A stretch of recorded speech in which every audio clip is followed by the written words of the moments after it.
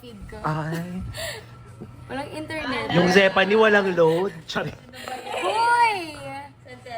Oh no! Give me my sweldo! Picture din kayo after with Cap. Yan. Ah!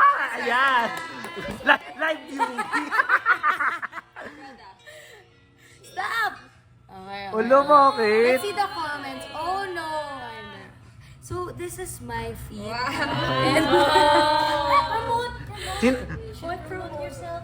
Ayan. Yes, no, it's so bad, guys. So, tinatanong ng mga tao, kailan daw ang YMFest x BTS? Oh my gosh, pareho.